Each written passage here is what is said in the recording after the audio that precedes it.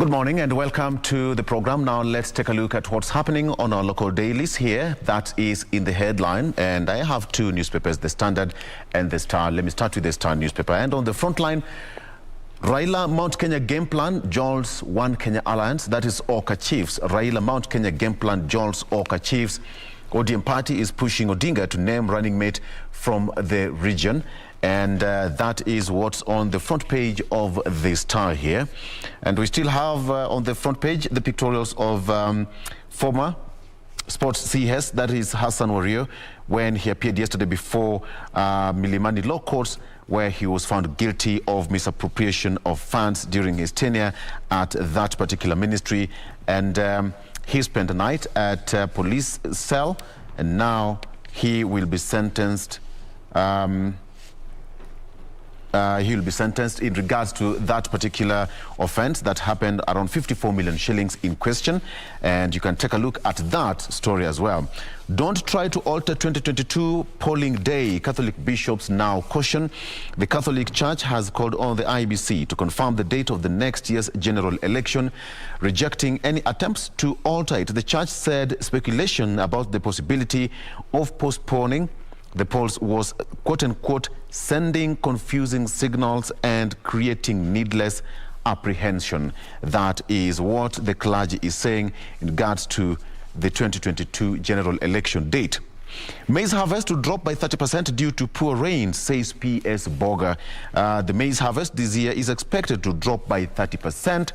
The government has said. Agriculture PS, that is Hamadi Boga, said production for both the long and short rain seasons will go down, and that has to be factored into the nation's food balance sheet. So that is as far as food production is concerned. Matters education. Private school teachers risk losing jobs under CBC. KICD boss says that curriculum will reduce tutors' workload by 20%. Private school teachers could be staring at job losses as the phase out of the 844 syllabus hits the home stretch. The adoption of the competency-based curriculum will see teachers in primary schools teach lesser classes beginning next year as the country faces out the 844 curriculum. Now, currently, only 3 classes in primary school are taking the 32-year-old curriculum. In effect, final class will exit primary school in 2023. All right, that is there. There's a very sad story here. Rather, chopped up body minus head dumped in Nyamira. Yeah, the pieces were in 2 gunny bags tossed out of a speeding vehicle.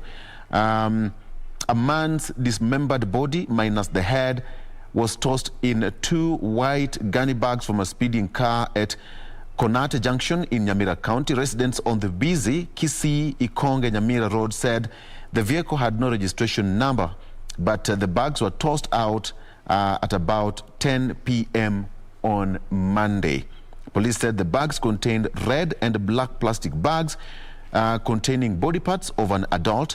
The head was missing, and the police is now investigating the matter. Okay, before I go to Doreen, briefly on the front page of The Standard, bishops dash to save last of Uhuru Ruto's ties. Catholic bishops have offered to mediate and salvage what is left of the president and his deputy's broken relationship, saying that their difference do not augur well for the country. Again, you can take a look at that story on the front page. Former sports CS Wario guilty of 42 million shillings Rio scam. I beg your pardon, earlier said 54, it's 42 million shillings. CBK boss red alert over debt, and as well as shock anger of high fuel prices. This is something that we will be discussing for the next few days to come. All right, I will give you more details when we continue with the program. All right, let's come to the front page of the People's Daily, and perhaps you can begin with issues of COVID-19. where there's a report that now shows unvaccinated Kenyans fill up hospitals and ICU beds. In fact, it's just a well-detailed report with the statistics, the figures and numbers there, clearly indicating and just showing how important this vaccine is. Much as for those that have been vaccinated, it's still important to continue adhering to these protocols that have been given. But even at that, still unvaccinated Kenyans are the ones who are filling up hospitals as well as ICU beds, going by that particular article. And also, why efforts to reconcile the president and his deputy have failed, much as religious leaders are trying to get and find better ways to unite them. But just saying that while president complains of being slighted by his deputy, the latter, which is the deputy, accuses his boss of not appreciating the role he played in his election to State Out. But the question is it too late to even bring them to unite at this point in time? Had they tried before? And perhaps what has been the challenge of uniting the president and his deputy? And fuel. Brace for tougher times. Experts now warn this goes because of the increase in pump prices, which now put pressure on consumers and drive up costs across all sectors. Clearly, it is the common mwananchi who is now going to feel the pinch and feel the pain, as prices of basic commodities might be expected to go up in just the next few days. And also, former CS faces years in jail over Rio scandal, where the anti-corruption court convicts ex-minister for his role in embezzlement of funds allocated to National Olympic Committee to organize the 2016 Olympic Games in Brazil. He will be sentenced today. That is Hassan Wario. And we can come to education matters, and CBC mandate is to empower learners. This is just a statement from the Kenyan National Examination Council CEO, that is David Njengere. There's also more on what he said concerning CBC. A clear indicator of CBC is actually here to stay. CBC is here to stay regardless of perhaps what some parents could have said here and there. And the whole idea is just trying to show that this is meant and set to empower, going by its skill-based kind of structure. All right, before we take a break, let me just take you through the front page of the Daily Nation. Looking at the stories here at the header, did you default your second jab? If you did, the state is coming for you. And this is in line with the state's commitment towards ensuring that, a greater percentage of the population has been vaccinated. I'll be giving you more details as that story has been captured here. The next story here on the header is heart-wrenching. This is the story of a mother who lost 2 children to hyenas. This is an incident that happened this earlier on in this week in Kwale County, where she had just left early in the morning to go look for casual jobs to be able to fend for her children, only to receive a call that hyenas had invaded her home and mauled 2 of her children to death, aged 2 and 1. I'll be giving you more details as that story has been captured here. Again, the main read here on the front page is still in line with the former sports CS. For Rio loot, sports CS faces jail. Now, the least we could do for our world-beating sports stars who bring glory to our country for no pay is treat them decently, as has been captioned here. So, going by the header here, they say that our team in the 2016 Olympic Games was a victim of corruption, with several athletes left stranded in a shanty in Rio. Today, former sports CS Hassan Wario and former NOC official will start paying for this injustice. Moving on to the story here on the right side of this particular front page, pain is not yet over. Tax is on the way. So this fuel price hike is a nightmare for many Kenyans, but the situation is expected to worsen in the coming 2 weeks when the government's new tax rates take effect as of the 1st of October. That is basically what has been captured here on the front page of the Daily Nation for you. But before we get to more details, how about you take a very quick breather? We'll be back to give you more details as has been captured on the different dailies. Stay with us.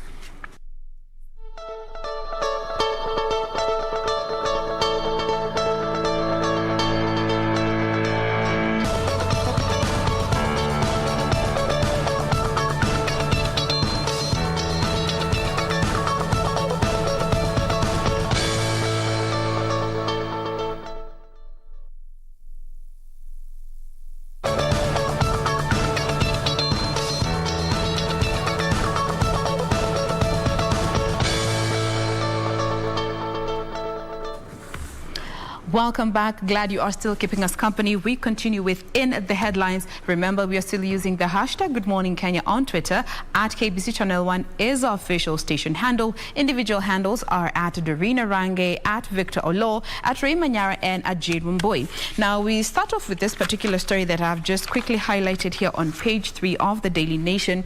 The pain of a woman losing 2 children to hyenas. My goodness.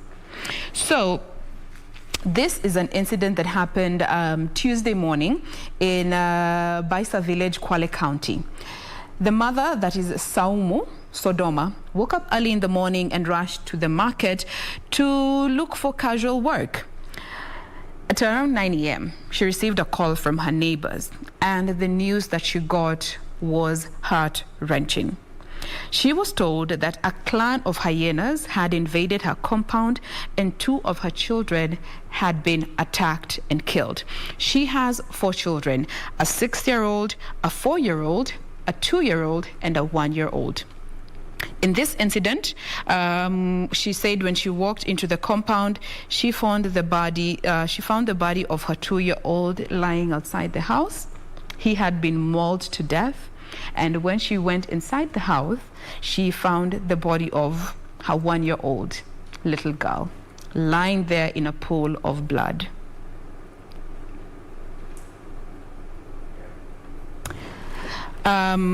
There were some neighbors who came in to try and help the children. A 65-year-old was also attacked in the process, and 4 other villagers were also attacked as they tried to rescue the remaining children and also their old man, who was also later taken to hospital. And according to KWS Acting Assistant Director in charge of conservation, they have taken note of the human-wildlife conflict in this particular area, and they deployed more officers are going to be deployed today actually to Kinango and other high-risk areas. And in the meantime, Ms. Ajuonga said that the family affected will be given 30,000 for each of the children that were killed as a consolation while they process further compensation for this family. You know, hyena is known to have the strongest bite force among the animal population. And it mauled to death a 2-year-old boy and a 1-year-old girl. Apparently, it's reported that, the animals, the kind of drought situation experienced that particular part of the country is not driving wild animals from their habitat. And now, the kids were left unattended, and the animal strayed to the homestead. So, we know hyenas, how they behave. They don't take any chances. And at this particular point, I think it pounced on the little kids. Yeah. And there they were. But then later on, it's reported that it was killed by one of the hyenas was killed. Exactly. It's also reported that earlier in the day, it had also attacked another home, and it was chased. But then now this just calls a lot of for the KWS officials. At this particular point, things are tough, and you may realize that that area is somehow dry, and there are no wild animals because the migration period is probably that particular point. So they don't get, they feed on each other in the jungle. So probably it just strayed. Our heartfelt condolences to the affected families. It's tough, right? But grace to the family. Yeah. And you know, the mother says she had gone to look out for money to be able to feed her children because she does not, like any other parent, you cannot want to see your children starve. But at the same time, you get to hear such news. She even went on to say that from now moving forward, she would rather die of hunger with her children in the house than leave them alone. Those were her words. It's so heartbreaking. And actually, as you were reading that article, I was just cringing because, again, this is not the first time such kind of cases are being reported. Regardless of drought or not drought, it's not really the first time. So just as perhaps the state is saying they will compensate the family, let's just hope and believe this is not that case of we will do this and then things just go underwaters and nothing really happens. May they be able to actually compensate the family, because it's sad. I mean, 2 kids just like that. Yeah. It's very sad.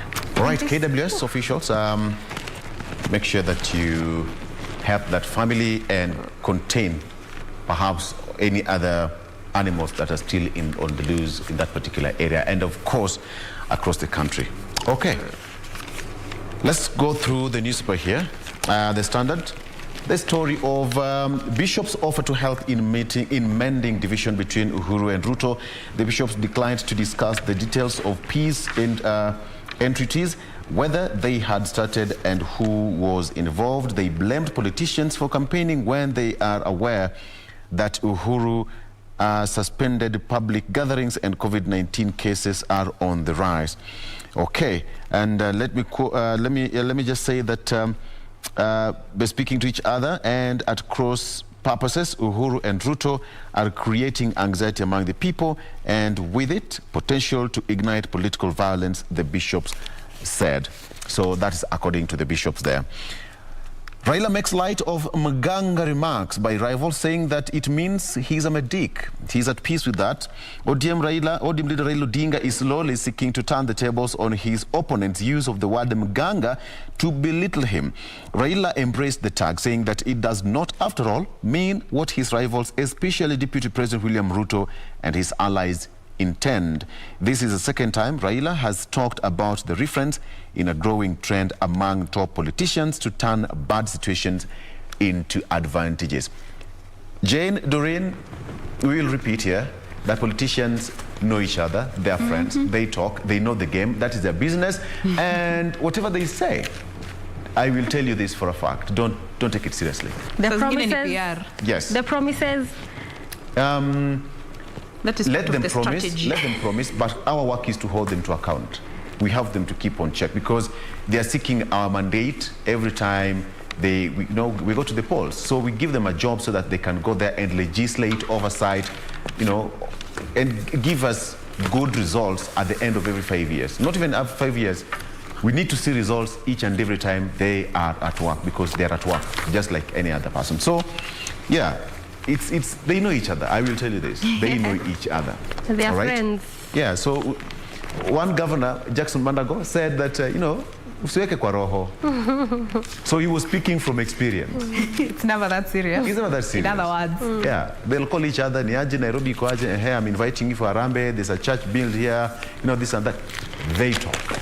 They talk. They are friends. And they're doing that, and yet yesterday that they were throwing words at each other. Absolutely. So that's it. There's an interesting story here, Jen. Yes. Before I go there, Doreen, briefly, about that story of CS Wario. Of course, it has been touched, and he's now waiting for the case to be, it's going to be sentenced in regards to the case where he was convicted for using position to mismanage funds set aside for games, that is Rio 2016 Olympic Games. So we'll wait and see how that case will pan out. Now, there's an interesting bit here in Mombasa where happy hour, we all know what happy hour is all about. It's not what you're thinking, okay? Happy hour speeds traffic on Mombasa busy roads. So this is how it works. Doreen, perhaps, I don't know what you think. Our traffic marshal. Good morning. So this is it, an idea. It now takes motorists 10 minutes to the Mombasa Central Business District from Nyali Bridge, a stretch of 6 kilometers where they would ordinarily spend at least 1 hour during peak hours. So happy hour is a strategy the county government of Mombasa is using to ease traffic. Motorists are allowed to break the law, quote unquote, to break the law for a few minutes under the watch of police officers and county traffic marshals. So this is how it works. During happy hour, normally between 7 a.m. and 8 a.m., and later from 6 p.m. to 7 p.m., motorists are allowed to drive on the wrong side of the road. This is done at intervals of between 5 and 10 minutes, depending on the traffic, all right? So it is coordinated, for instance, if traffic is heaviest for vehicles leaving the Central Business District in Mombasa, inbound vehicles are blocked, and those that are outbound are allowed to use the side of the road. And at that point, it's coordinated by the county government, traffic marshals and traffic police officers. It starts with a county inspectorate vehicle with a blaring siren driving on the wrong side. Motorists have been conditioned, actually they have been conditioned as we speak, to automatically know that oncoming vehicles have been blocked whenever they see the car with a siren driving on the wrong side of the road. It also signals some of the motorists to start joining lanes on the wrong side. And for 2 weeks, they say that they've seen a very good result out of that. And from this story, they have been conditioned and they know. So when you see the vehicle, the county inspectorate vehicle with the blaring siren, you just know that there's an incoming traffic. And it isn't that traffic at that particular point, because Nyali Bridge, between CBD and Nyali Bridge, the other side of Nyali, we all know how it looks like sometimes during peak hours. So, Doreen, is it possible to be done here in Nairobi? What's your take on that? Now that the formation and the topography, the whole traffic situation in Nairobi, the roads, the arrangement, everything is different from Mombasa.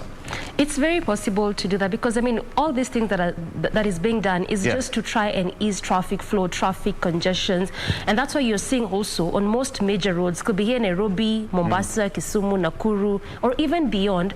Much as they're trying to put up or erect proper footbridges, they're also trying to put up an unmotorized transport system, which it's in the same bracket, it's in the same idea to try and see how best they can reduce that traffic flow. Because I mean, just going by Nyali Bridge, of all the cases that we have also had of people perhaps losing their lives, people, some of them being stepped on, it's just the same thing. You know, you get to that point, it's very congested, no proper planning, no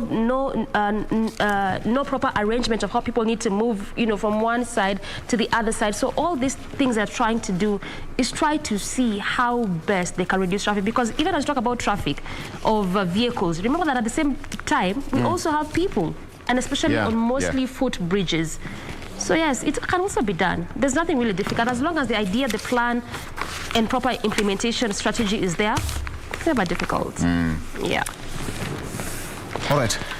Pick it from there. Yeah, so maybe we can begin from that story you had touched on a bit on the Standard, I believe, and this is in regards to religious leaders and reuniting of the president as well as the DP and the efforts they've been trying to put. And the questions coming out is that, is it too late to even try to reunite these leaders? And at what point did these religious leaders begin with that course of trying to bring them back? And I can just take some bites from different leaders, different religious leaders. This is just going by the fact that they had begun that initiative sometime last year. This was before before their efforts were temporarily disrupted by COVID-19 pandemic. And at that point, they had hoped that they would bring together, that is the DP and the president. But because of those effects, lack of proper meetings, it didn't quite happen. So they stalled a bit on that kind of initiative. So yesterday, the Kenya Conference of Catholic Bishops, that is KCCB, led by its chair and Mombasa Archbishop, that is Martin Kivuva, they regretted that the differences between the duo could further escalate among their supporters and seeds of discord. They also just continue to say that we are deeply concerned that if this open disagreement between the president and the deputy is taken up by their supporters, the trickle-down effect could generate across the country, and this will be dire to even contemplate.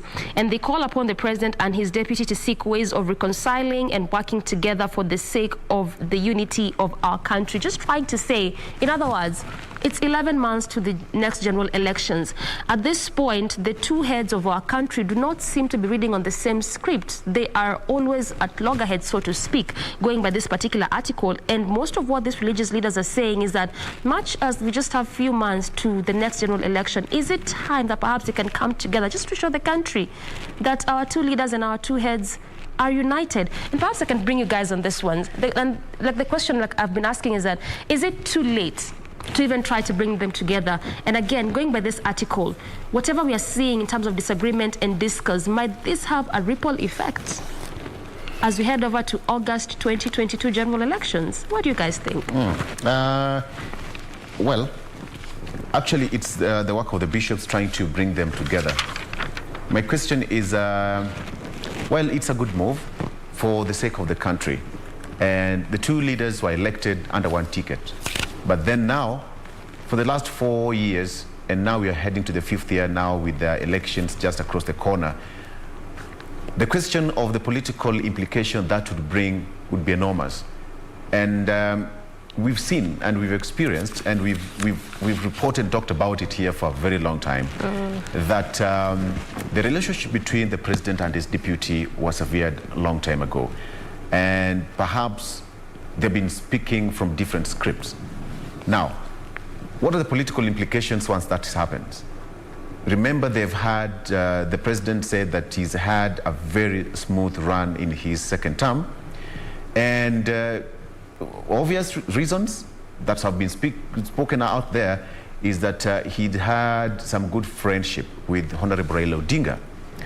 Now, if at all it happens that the handshake between the president and his deputy, that in terms of political tension, I don't know how that would be, but generally there is some relative calm and peace and serenity in the country, so to speak.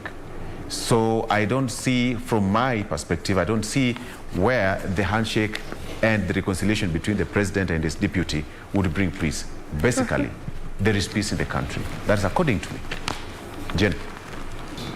Well, I think so far we've already seen some bit of consequences from this end of bromanceship that has been between the president and his deputy. But the fact that it hasn't been a direct sort of consequences or ripple effect from them actually meeting in public and actually acting out on each other, I think there's still hope for us as a country. Their relationship is not all doom and gloom. We haven't seen them directly confronting each other or disrespecting each other, so working relationship is still there. Personal may be compromised, but we don't really know the details of their relationship politically and personally. So for now, we just take it for what it is, pick up the pieces where we have to, but still just hope for the best as a country, because them coming out with their differences is definitely going to have a direct negative impact on the country. Yeah, and I think that is a good point. Because they both command a huge following. Yeah. And I think that's a good point of, let's just be hopeful that everything is going to be okay. Because again, also there's a lot of skepticism here, and there, much as we are saying they haven't directly, addressed each other, it is their supporters. Their supporters that are the ones that we are really seeing trying to also throw words at each other. But nonetheless, let's hope for the best. Now let's look at some bit of COVID. So if you defaulted on your second jab, the state finna come for you. All right. So this entire page has featured stories concerning COVID-19. Let's start with this one about those that have defaulted their second jab of the COVID-19 vaccine. And this is particularly those that had received the AstraZeneca first jab. So as per the ministry, there are about 100,000 Kenyans who got the first dose of the COVID-19 vaccine, but they are yet to return for the second jab in order to complete the regimen. Now, public health officials said that these individuals wouldn't be considered fully vaccinated until they showed up, and they have urged those that got the first jab to show up for the second vaccine. Now, one dose does a good job, but two does an even better job. And there have been research that says the second dose results in longer lasting immunity. And studies have also gone on to indicate that given the second dose more than 42 days after the first may still be quote unquote very effective, and in some cases even more effective. So if you got the first jab and it's been a couple or 3 or 4 months since you got the first jab, you are still encouraged to go and get the second one. It will still be as effective as it has been intended to be, and 2 is always better than 1. Now, looking at the other story here, you remember when the ministry, in line with the transport, came together and decided that it is best to allow our vehicles, PSVs, to resume full capacity loading. The biggest fear was that would catalyze the situation and aggravate everything and throw off the efforts that we had made as a country when it comes to fighting COVID-19. But as sheer luck would have it, or is it mercy of the gods? Hey, nakwambia journalists, Hello, Nangusha. Hey, well, so this return to full capacity came with a lot of fear, and but as fate would have it, it has actually not catalyzed anything. If anything, the numbers have slightly gone down.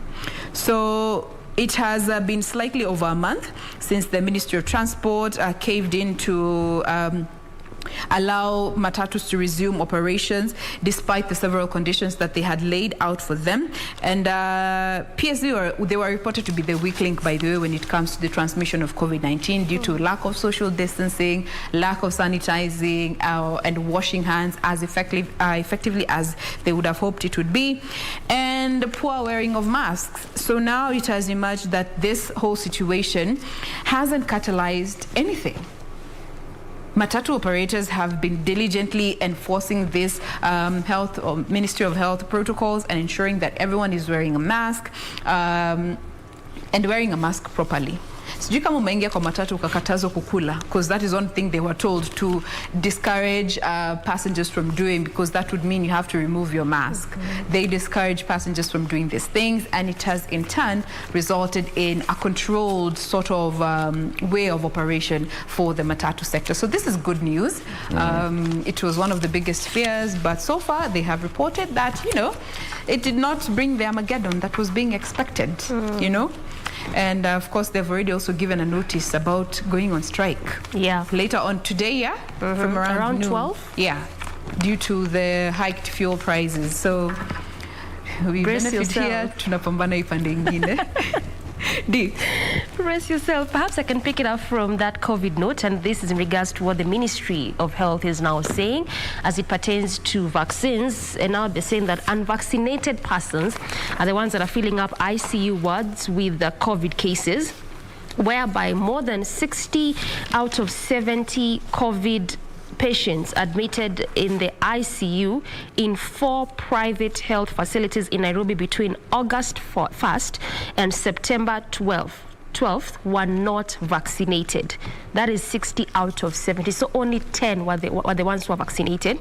A survey in those 53 days shows 64 of the ICU admissions were unvaccinated, while there were only 6 partially vaccinated patients, of course, showing that this just simply means those that took the first jab and for one reason or the other did not go for the second one.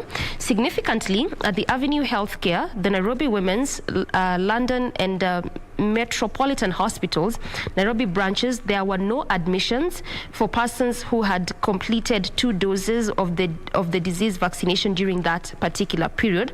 This report released yesterday by Kenya Healthcare Federation also indicated that during the same period, that is August 1st to September 12th, 97 out of 102 COVID admissions in the HDU were unvaccinated. The remaining 5 were partially vaccinated. The data revealed there was only 1 fully vaccinated person who was admitted to the HDU after contracting the disease. I mean, we can't emphasize this any further. Go get vaccinated, much as we are being told that even if you are vaccinated, you're not fully safe, because it simply means that you still have to follow the protocols of wearing of masks, sanitizing, proper social distancing. But even at that, it's still important to get vaccinated, because to some extent, at least, it gives you some form of safety. And going by these figures released by KHF, clearly, it's very important to just get vaccinated. Vic.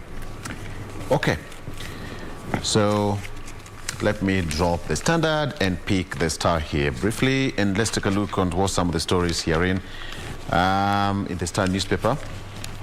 Of course, on the front page is that story of how Raila Mount Kenya game plan jolts One Kenya Alliance chiefs, and on the front page as well is that the pictures of Hassan Wario in the docks yesterday at the Milimani Law Courts.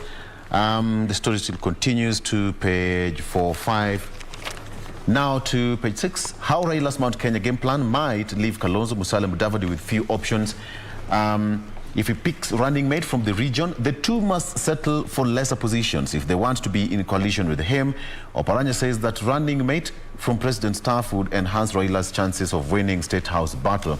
And briefly, although Kalonzo and Musalia have insisted that they would go to the ballot. Their nascent One Kenya alliance has yet to take off, and teaming up with Raila is seen as no option. President Uhuru Kenyatta had been spearheading the unity bid, but it appears to have faltered. That is what's there, and it continues and on and on and on and on. Still on politics, erstwhile Ruto's Rift Valley critics now troop to his camp. The politicians were drifting towards Gideon Moi, President Uhuru's axis, in a clear pointer of a strong wave of the party in the region. Sitting MPs and KANU era politicians who were drifting to Baringo Senator Gideon Moi and President Uhuru Kenyatta's axis during the BBI campaigns are now making their way to DP Ruto's camp. It's time for, in a football we call this transfer window, and perhaps this is also the season for the transfer window of politicians. Very normal. Central MPs showcase Uhuru legacy projects to sell Jubilee. Leaders start campaign to discredit persons laying claim to government projects for 2022. And the lot has identified projects largely in the areas where Jubilee enjoyed massive following, being Nairobi, Kiambu, Murang'a, Nyeri, Kirinyaga, Laikipia and Nyandarua. Last Thursday, the MPs joined Transport CS James Macharia in an inspection tour of the dual carriageway, which is part of the Trans-Africa Highway projects. Also listed is the ongoing works of 540 kilometers that is Mau Mau Road irrigation projects in Kirinyaga under the Thiba Dam, and 4 new hospitals being built in Nairobi and parts of Kiambu. A few days ago, I was in that direction of, Central heading towards Nyeri. It looks good. It looks good. When you join Thika Highway to Kenol and then now towards the sides of Makuyu, down there, it looks okay. The roadworks is happening down there. So, yes. Time to take a break, right? Yes. Yes. Take a break. Our work is to talk. Si hata pia tupumzike kidogo. Okay?